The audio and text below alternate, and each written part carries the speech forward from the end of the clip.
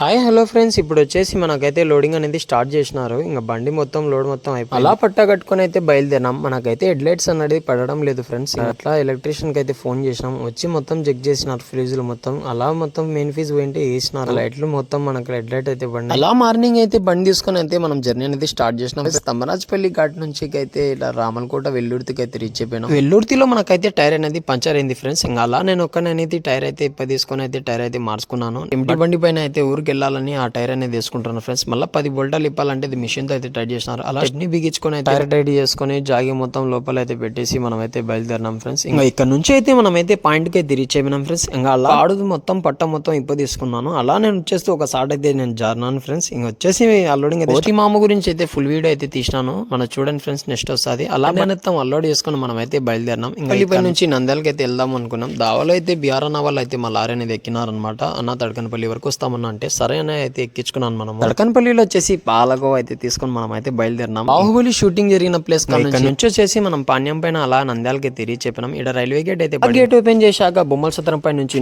Bye friends.